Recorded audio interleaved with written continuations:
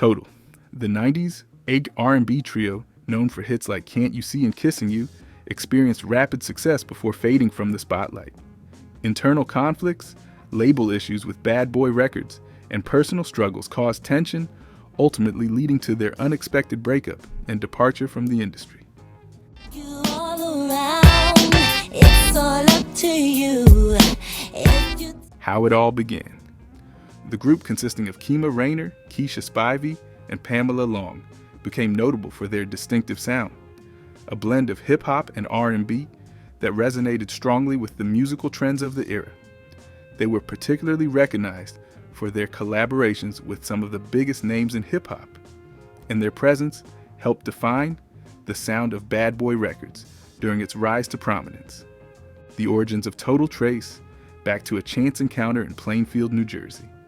Kima Rayner and Keisha Spivey were riding in a car when Kima began singing a Mariah Carey song. Keisha, impressed by Kima's vocal abilities, suggested they form a girl group. In an interview with Essence magazine, Kima reflected that Keisha recognized the potential in her that she hadn't seen in herself. The two began working with a local producer, who later introduced them to Pamela Long, another singer with a unique and compelling sound. Pam, who had ambitions of becoming a solo artist, was initially hesitant to join a group. She also felt that Kima's demeanor was a bit too bougie for her liking. You take my hand and just follow me. Despite these initial reservations, Pam saw potential in their partnership. The next day, she reached out to Kima and Keisha with a decisive message. Let's do it. The trio decided on the name Total Opposite to reflect their contrasting personalities and styles. However, they later shortened the name to Total, which became their official moniker as they moved forward in the music industry. After forming Total and beginning to create music, Kima Rayner, Keisha Spivey, and Pamela Long caught the attention of Kathy Dukes, who noticed their talent and dedication. Kathy believed in their potential and became their manager, guiding them through the early stages of their career. Understanding the importance of making the right connections in the music industry, Kathy arranged for the group to meet with her son's godfather, Sean Puff Daddy Combs, the founder of Bad Boy Records. In a decisive moment that would shape their future, the meeting with Puff Daddy was set to take place at the Hit Factory studio in New York.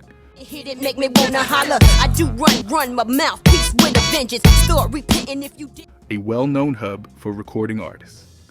According to Ebony magazine, the group didn't just wait for an opportunity, they created one. As soon as they saw Puffy, they boldly cornered him inside an elevator.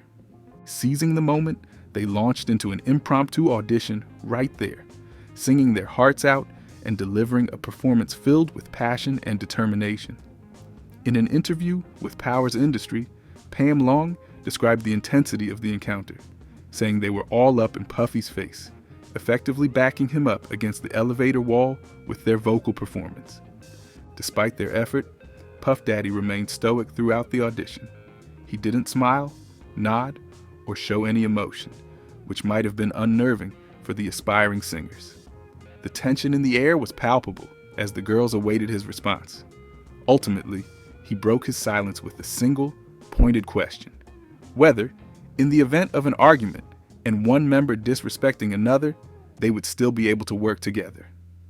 This question wasn't just about their musical talent, it was about their character, resilience, and ability to work as a unit, qualities crucial for any successful music group.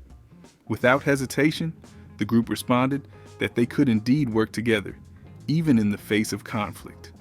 This answer seemed to resonate with Puffy, who was known for his emphasis on loyalty, unity, and perseverance within his label's artists.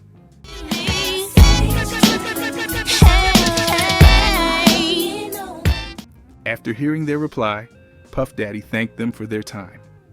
He didn't immediately give them the validation or feedback they were hoping for, leaving the meeting on a note of uncertainty. However, this encounter marked the beginning of Total's association with Bad Boy Records and paved the way for their future success.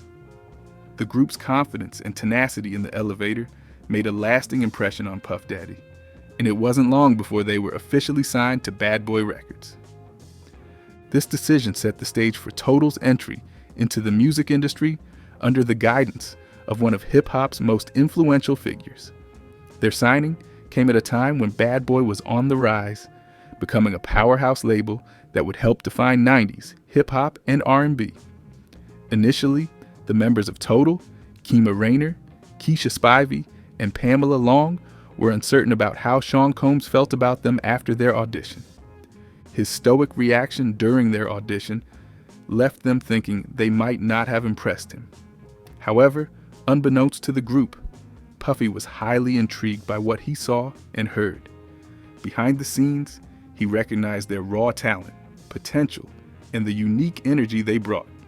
He knew that they could become something special under the Bad Boy Records imprint. Shortly after their encounter, Puffy reached out to their manager, Kathy Dukes, and expressed his interest in signing the trio. His message was straightforward.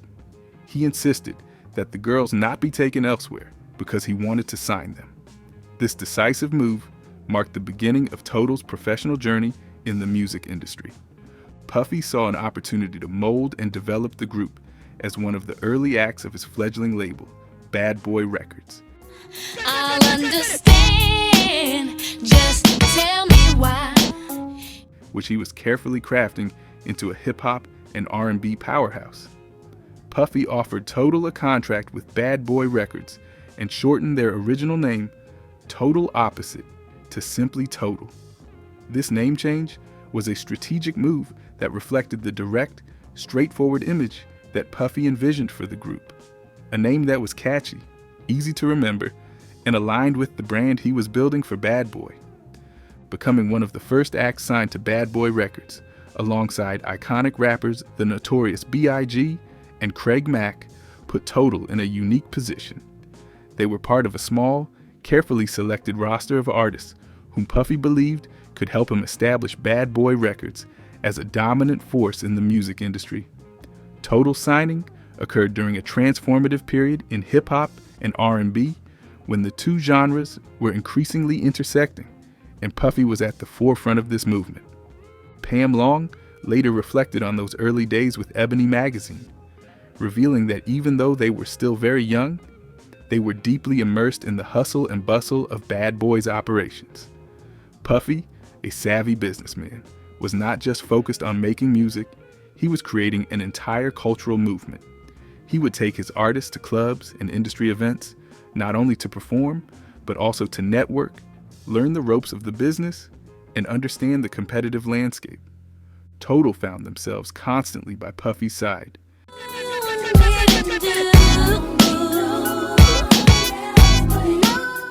Experiencing firsthand how he maneuvered through the industry and made critical business moves. When they weren't out in the nightlife scenes learning from Puffy, they practically lived at the Hit Factory, a legendary recording studio in New York City. The Hit Factory became a second home for Total, serving as the epicenter of their creative development. They spent countless hours in the studio honing their craft, recording tracks, and working on vocal arrangements under Puffy's direction. Puffy was known for his relentless work ethic and his demand for perfection, which meant that Total was pushed to its limits in terms of performance and professionalism. Total's early days at Bad Boy were marked by a strong sense of camaraderie among the label's artists. Bad Boy Records functioned like a family, with Puffy as the ambitious patriarch guiding his roster toward stardom. As part of the Bad Boy family, Total collaborated with label mates and was frequently featured on tracks with artists like the Notorious B.I.G., Mace, and Faith Evans. The group debut, Total's entry into the music scene, was marked by a significant and strategic collaboration with one of Bad Boy Records' most prominent artists, the Notorious B.I.G. Their first major exposure came when they were featured singing the hook on Biggie's debut single, Juicy, from his critically acclaimed album, Ready to Die 1994. Juicy became a defining track of 90s hip-hop, celebrating Biggie's rise from poverty to success. The song's nostalgic, autobiographical lyrics were complemented by Total's smooth and melodic vocals, which added a soulful dimension to the track. With a vengeance, start repenting if you didn't in the beginning. hit your knees and do whatever. And showcased their ability to blend R&B harmonies with hip-hop beats. This feature on Juicy was a masterstroke by Sean Puff Daddy Combs. By placing his newly signed R&B trio on a track with his already rising star, the notorious B.I.G., Puffy ensured that Total would be introduced to a wide and enthusiastic audience. Juicy became a massive hit, reaching number 27 on the Billboard Hot 100 and establishing itself as one of the most celebrated songs in hip-hop history. The visibility that Total gained from this single was immense and served as a powerful launchpad for their career. Following the success of Juicy, Total continued to build its reputation with another significant collaboration with Biggie. They were featured on both the original version and the hip-hop remix of his next single, One More Chance.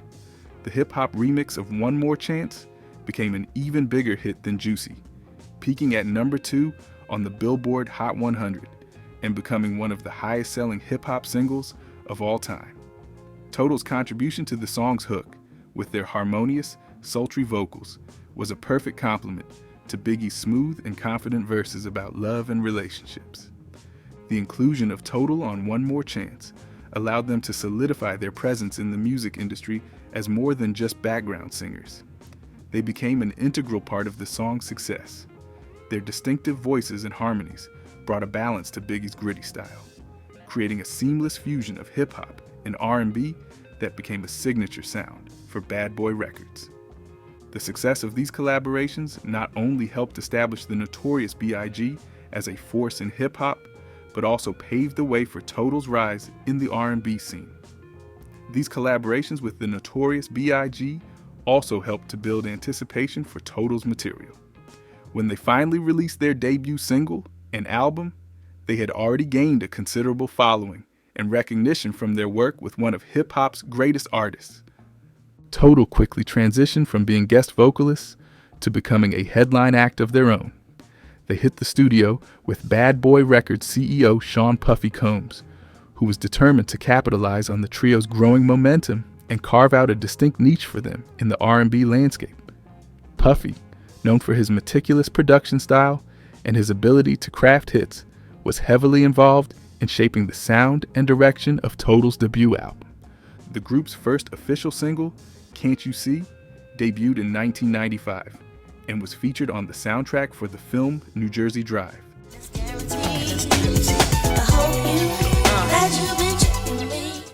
A movie that focused on the carjacking culture in Newark, New Jersey.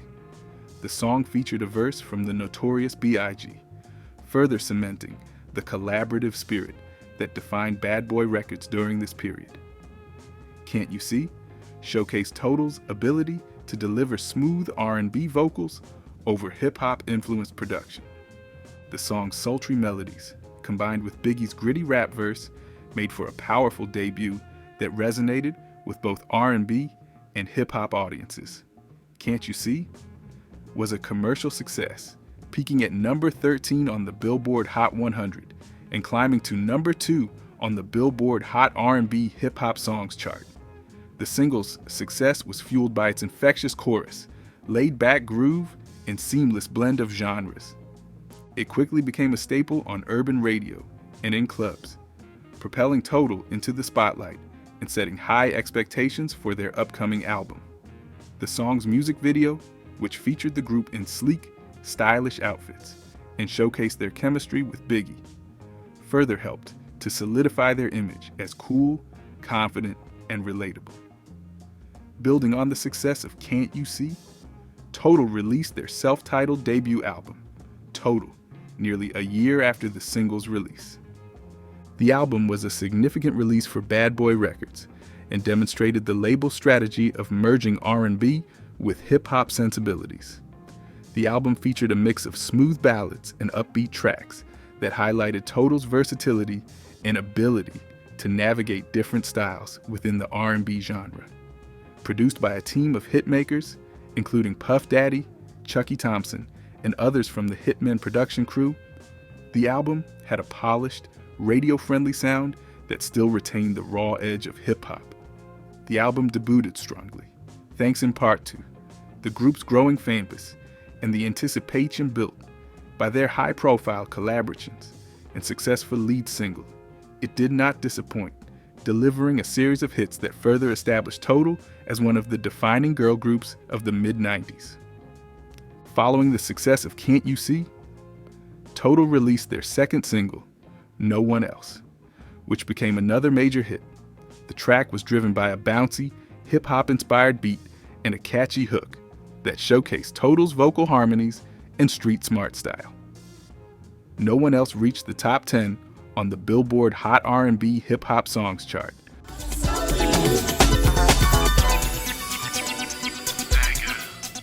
Solidifying the group's presence in the R&B genre.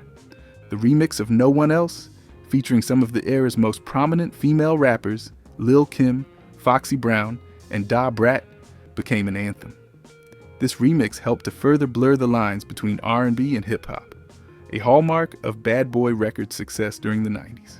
The collaboration with these high-profile female rappers not only enhanced the song's popularity, but also aligned Total with the feminist empowerment movement emerging in hip-hop at the time, presenting them as both sexy and strong. Their third single, Kissing You, was a softer, more traditional R&B ballad that showcased a different side of Total. The song's emotional lyrics and slow, sensual melody highlighted the group's vocal strengths and versatility. It became another top 10 hit on the R&B charts, proving that Total could deliver both club-ready bangers and heartfelt slow jams. The remix of Kissing You, featuring Sean Combs, continued the trend of merging hip-hop elements with their R&B sound, maintaining the group's crossover appeal. The success of their singles helped Total's debut album to achieve commercial success. The album was certified platinum by the Recording Industry Association of America, signifying sales of over 1 million copies in the United States. This certification was a significant achievement for a debut R&B group at the time, especially in the competitive landscape of the mid-90s, when many artists were vying for prominence in the burgeoning hip-hop and R&B fusion genre. Despite their success in the music industry, Total faced significant challenges that went beyond their professional careers and into their personal lives. One particularly troubling incident occurred in September 1997, when the group was involved in a confrontation with law enforcement that resulted in a lawsuit against Amtrak. On a September day in 1997, Pamela Long, Pam, Keisha Spivey, rapper Da Brat, and several of their staff members arrived at Union Station in Washington, D.C. after traveling on an Amtrak train. The group, likely feeling celebratory or relaxed after their journey, began walking toward their waiting limousine. As they made their way through the station, Pam and Keisha decided to turn on a cassette player and sing along to one of their songs. This was a casual and spontaneous act, reflecting the group's natural affinity for music and performance. However, this seemingly harmless act caught the attention of Amtrak policeman William Evans. According to the Washington Post, Officer Evans approached the group and requested that they turn off the tape player. Respecting the officer's request, the women reportedly complied and hit the stop button, but they continued to sing aloud. This continuation of their singing, even without the accompaniment of the tape, apparently did not sit well with Officer Evans. What followed was a dramatic and heated encounter. As Pam and Keisha continued to sing, Officer Evans reportedly stepped in their path and shouted they were going to jail. This sudden escalation surprised the group.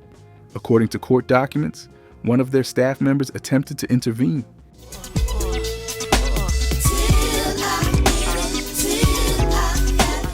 Likely trying to de-escalate the situation or understand why the officer was threatening arrest over such a minor issue.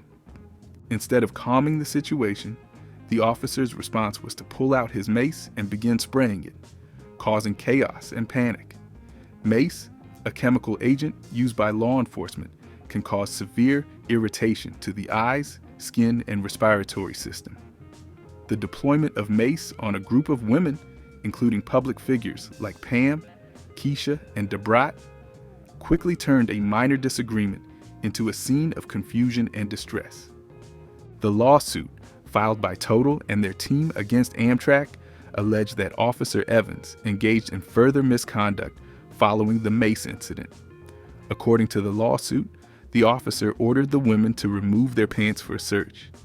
This demand was not only invasive and humiliating, but also raised questions about the legality and appropriateness of the officer's actions. The allegation suggested a clear abuse of power and a violation of women's rights.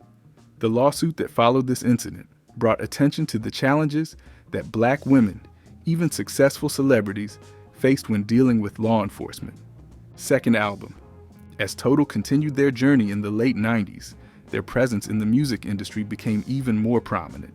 The group's involvement in various high-profile collaborations and the release of their second album marked a significant period in their career, further establishing their place in the R&B and hip-hop landscapes. During the recording of their second album, Total continued to build on their success by appearing on several top 10 singles, which showcased their versatility and strong industry connections. Their collaborations were not only commercially successful, but also helped solidify their reputation as a significant force in the music industry. Total lent their vocals to LL Cool J's single, contributing to the track Loungin' and its B-side, Who Do You Love? This collaboration highlighted their ability to blend seamlessly with other artists and contributed to their growing visibility in the hip-hop and R&B scenes. Total's involvement in Foxy Brown's I Can't demonstrated their strong connections within the hip-hop community. The song featured a catchy hook that played to their strengths and further established their presence in the genre. The group also released the single What About Us from the Soul Food soundtrack, produced by Missy Elliott and Timbaland. This track highlighted their ability to work with top-tier producers and maintain their relevance in a rapidly evolving music scene. In 1998, Total released their highly anticipated second album, Kima, Keisha, and Pam. The album debuted to strong reviews and commercial success, demonstrating the group's continued appeal and growth. The album was certified gold by the RIAA, signifying over 500,000 copies sold in the U.S., which was a testament to their ongoing popularity and the effectiveness of their collaborations. The album's lead single, Trippin', was another collaboration with Missy Elliott and achieved notable success. The track reached the top 10 on the Billboard Hot 100 chart, showcasing Total's ability to deliver hit singles and work effectively with leading producers of the time. The song's upbeat production and catchy chorus exemplified the group's signature style and their ability to create effective, radio-friendly hits. Following Trippin', Total released Sitting Home, which was intended to build on the momentum from their successful lead single. The track achieved a top 10 position on the Billboard R&B singles chart, indicating that it resonated with their core audience. However, despite its success on the charts and heavy rotation on video networks like BET, the song did not receive the same level of airplay on mainstream radio. The remix of Sitting Home featured rapper Shine, who added a new dimension to the track and aimed to enhance its appeal to a broader audience. However, despite these efforts, Sitting Home did not reach the heights of their previous singles, reflecting the unpredictable nature of the music industry and the challenges of maintaining consistent success. After the release of their second album, Kima, Keisha, and Pam, Total continued to stay active in the music industry through various collaborations and features. Despite facing some challenges and changes in the industry, the group managed to remain relevant and contribute to a variety of projects, demonstrating their versatility and continued appeal. In 1999, Total collaborated with the influential rap duo Gang Starr on the track Discipline.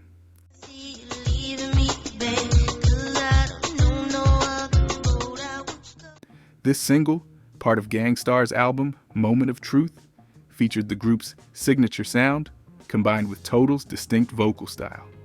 Total's contribution to the chorus of Discipline was a testament to their ability to blend seamlessly with prominent hip-hop acts and further solidified their reputation as a versatile vocal group. Gangstar, known for their sophisticated and socially conscious lyrics, provided a contrasting yet complementary style to Total's R&B sensibilities, showcasing their adaptability across genres. The year 2000 saw Total featured on Tony Touch's single, I Wonder Why, He's the Greatest DJ. Tony Touch, a well-known DJ and producer, enlisted Total to contribute their vocals to this track. This collaboration highlighted the group's continued presence in the hip-hop scene, as Tony Touch was a key figure in the New York hip-hop community. The song exemplified Total's ability to adapt to different musical styles while maintaining its core R&B elements. In 2000, Total also contributed the song Crave to the soundtrack of the film 3 Strikes. This soundtrack featured a mix of hip-hop and R&B tracks, aligning well with Total's style. Crave was an opportunity for the group to showcase their musical prowess in the context of a film project, expanding their reach to both music and film audiences. Soundtrack contributions often serve as a platform for artists to explore new sounds and collaborate with different producers, and Crave was no exception. In their last official appearance together as a group, Total collaborated with Da Beatminerz and Talib Kweli on the track Anti-Love Movement in 2001. This track was part of Da Beatminerz' album Brace for Impact. The collaboration with Talib Kweli, a prominent underground rapper known for his thought-provoking lyrics, and Da Beatminerz, known for their distinct production style, showcased Total's continued involvement in innovative and influential projects. While Total's output slowed after the early 2000s, their contributions during this period highlighted their enduring influence and adaptability. The group comeback. After a period of anticipation and speculation about a possible reunion, Total began to re-emerge into the spotlight. In 2013, Pam Long and Kima Rayner made headlines with a notable performance in London. This performance was part of a broader effort to revive interest in the group and reconnect with fans. Unfortunately, Keisha Spivey was unable to participate due to other commitments.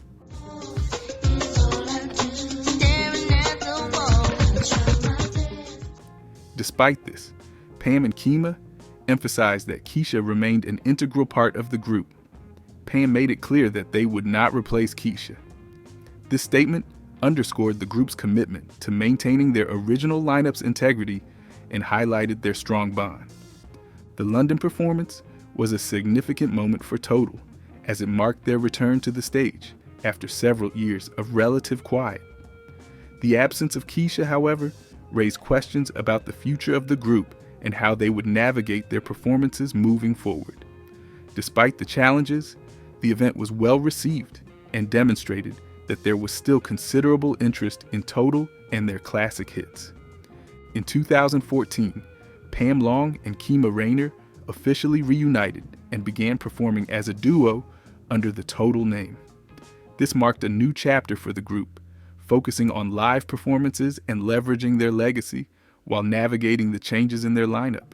One of the most notable events of their 2014 activities was their performance at the 2014 Soul Train Music Awards. On November 30th, 2014, Total joined other prominent female artists from the era for a memorable rendition of Not Tonight, Ladies' Night. The performance was a highlight of the awards show and featured Lil' Kim, Da Brat, Missy Elliott, and Left Eye, who appeared posthumously via video. This reunion of iconic female rap and R&B stars was a celebration of their contributions to the genre and offered a nostalgic moment for fans. Angie Martinez, a key figure in the original performance of the song, was the only living performer who did not take part in this particular event.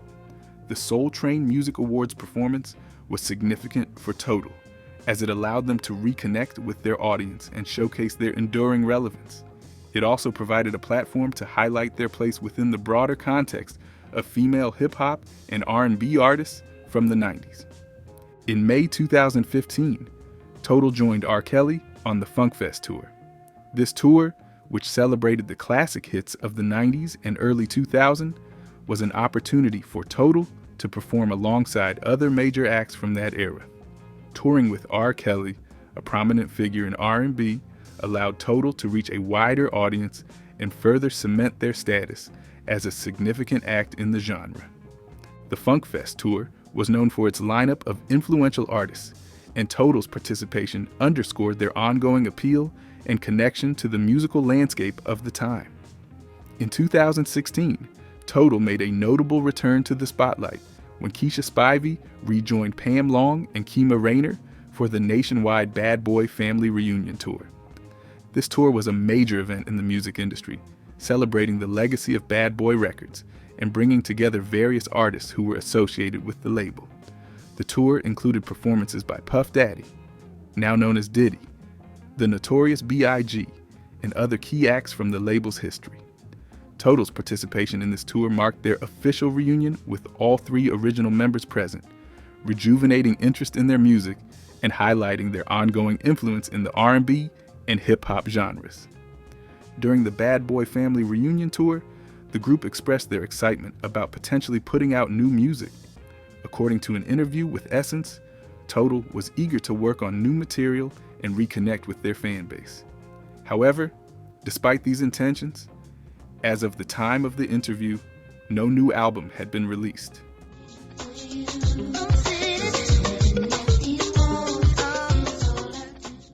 The group's focus on new music was a key topic of discussion, reflecting both their dedication to their craft and the challenges they faced in balancing their individual lives and careers.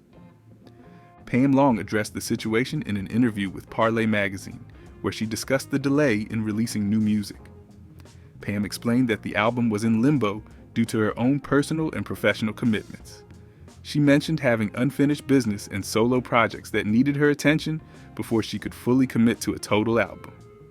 Pam emphasized her belief in following the path that she felt was guided by a higher power. Kima Rayner has shifted her focus towards her family life. She is married to Carlos Dyson and became a grandmother in 2017. In 2018, Kima also ventured into solo music, releasing her debut single titled Love Me Back. This single was a significant step in her music career, allowing her to explore her artistic expression outside of the group. Kima's emphasis on her family and solo work illustrates her ability to balance her personal life with her professional aspirations. Keisha Spivey, who married actor Omar Epps in 2006, has also focused on her family life. The couple lives in California and has 2 children together, Kamari and Amir. Additionally, Keisha is a stepmother to Omar's daughter, Ayana Yasmin, from his previous marriage to Yusra Salama. Keisha's role as a mother and her involvement in family life has taken precedence over her music career.